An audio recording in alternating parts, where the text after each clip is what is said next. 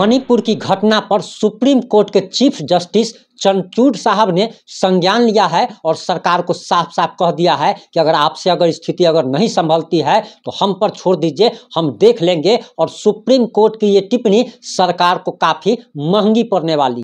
आखिर मणिपुर की घटना पर प्रधानमंत्री नरेंद्र मोदी ने 83 दिनों के बाद अपनी चुप्पी तोड़ी और उन्होंने जो बातें बोली है अगर वो व्यवहार में नहीं लाई गई तो दरअसल प्रधानमंत्री नरेंद्र मोदी को बहुत सारे लोग फेंकू भी कहते हैं। इसका कारण भी यही है कि प्रधानमंत्री नरेंद्र मोदी जिस प्रकार से सारे घोटालेबाजों पर कार्रवाई करने की बात कहते हैं और जिस प्रकार की चेतावनी वो घोटालेबाजों को देते हैं, लेकिन वैसी कुछ भी कार्रवाई देखने को नहीं मिलती और सारे घोटालेबाज नेता आराम से बाहर में घोटाला कर करके अपना घर भरते रहते हैं। लेकिन प्रधानमंत्री की चेतावनी वही बात हो जाती है जिसका कोई औचित्य नहीं रह जाता। लेकिन आज प्रधानमंत्री नरेंद्र मोदी ने मणिपुर की घटना पर जो चुप्पी तोड़ी है और इसके बाद आरजेडी सामने आ गई है और आरजेडी ने कहा है कि गोदी मीडिया शर्म करो, इन भाजपाइयों के फेंके हुए टुकड़ों पर कितने दिन पलोगे। तुम्हारे माँ बहन के साथ ऐसा होता तो क्या तुम ऐसे ही चुप्पी साधे रहते जैसे मणिपुर में तुम लोगों ने चुप्पी खींची है? क्या तुम्हारी आत्मा और जमीर मर चुका है? नरेंद्र मोदी इस्तीफा दो। दरअसल ये इस्तीफा जो मांगा जा रहा है और इसका कारण ये है कि मणिपुर में पिछले 83 दिनों से जो घटनाएं सामने आ रही है और हमने आपको रिपोर्ट भी दिखाई थी कि किस तरीके से निर्वस्त्र करके लड़कियों को घुमाया जाता है और दरिंदगी की सारी हैवानियत की हदें पार कर दी जाती है, गैंग रेप होता है। और इतना ही नहीं बल्कि अनेकों लड़कियों के साथ ऐसा मणिपुर में हो रहा है। ये मणिपुर के लोगों का कहना है और 140 करोड़ का यह देश शर्मसार है। दुनिया के अगर किसी कोने में भी अगर ये इस तरह की घटनाएं अगर होती है तो वो काफ़ी निंदनीय है कि आज के समय में भी हमारे देश में बहन और बेटी सुरक्षित नहीं है। और प्रधानमंत्री नरेंद्र मोदी सिर्फ भाषण देना जानते हैं, वो सिर्फ ये कहते हैं कि बेटी बचाओ बेटी पढ़ाओ, क्या वो चैलेंज देते हैं, लेकिन बेटी तो कहीं पर बचती हुई नहीं दिखती है। भले ही अंधभक्त लोग आकर के कुछ भी कहे, लेकिन अंधभक्त लोगों से ये कहना चाहेंगे कि अगर आपकी ही बेटी और बहन के साथ ऐसी घटनाएं होंगी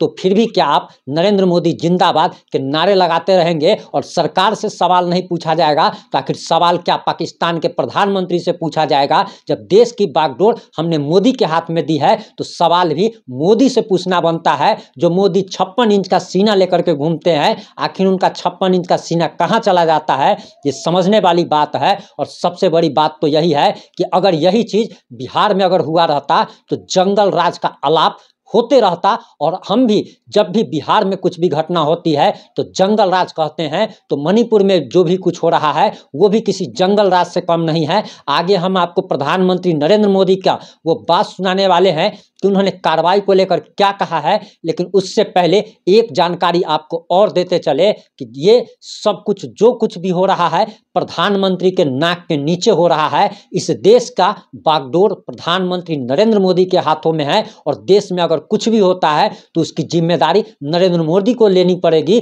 मणिपुर में भी बीजेपी की सरकार है और बीजेपी आखिर 83 दिनों से यह घटना हो रही है, कोई एक दिन दो दिन से नहीं, लगभग 3 महीनों से लगातार मणिपुर जल रहा है।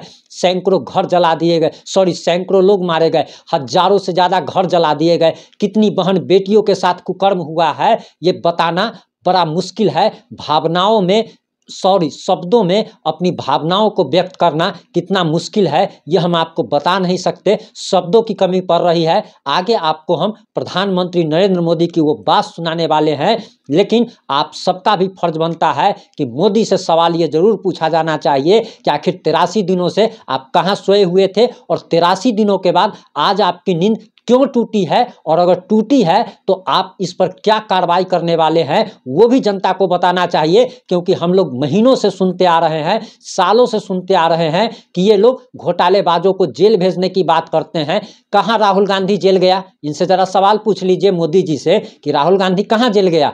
उस पर कई सारे मामले हैं। सोनिया गांधी कहाँ जेल चली गई, लालू प्रसाद यादव कहाँ जेल चला गया, MK स्टालिन कहाँ जेल चला गया, कौन सा घोटालेबाज नेता जेल के अंदर गया है, ये सवाल नरेंद्र मोदी से जरूर पूछा जाना चाहिए। आप जनता को कितना दिन बुर्बक बनाइएगा, सिर्फ भाषणबाजी कीजिएगा और कहिएगा कि हम ये कर रहे हैं, वो कर रहे हैं, और करना धरना आपसे कुछ भी नहीं होता है। आप एकदम निपंगु प्रधानमंत्री है। दिल्ली को ऐसे ही बंधक बना लिया था, कभी किसानों ने तो कभी शाहीन बाग के नाम पर, और फर्जी किसान आंदोलन में क्या क्या हुआ था। लेकिन आपसे एक आंदोलन नहीं संभलता, तो देश की गद्दी से उतर जाइए। आगे बहुत सारे लोग तैयार हैं। लोग तो कह रहे हैं कि योगी जी को ले आइए, मोदी अब बूढ़े हो चले हैं, मोदी से अब कुछ होने वाला नहीं है, मोदी में वो अब पुरानी बात नहीं रह गई है। आगे चलिए, आप प्रधानमंत्री का वो बात जरा सुन लीजिए। के मंदिर के पास खड़ा हूं तब मेरा हृदय पीड़ा से भरा हुआ है, क्रोध से भरा हुआ है।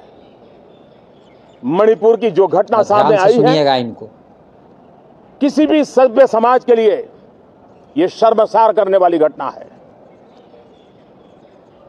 पाप करने वाले, गुनाह करने वाले कितने हैं, कौन है, वो अपनी जगह पे है, लेकिन बेइज्जती पूरे देश की हो रही है। 140 करोड़ देशवासियों को शर्मसार होना पड़ रहा है। मैं सभी मुख्यमंत्रियों से आग्रह करता हूं कि वे अपने राज्य में कानून व्यवस्था को और मजबूत करें, खास करके हमारी माताओं बहनों की रक्षा के लिए कठोर से कठोर कदम उठाएं।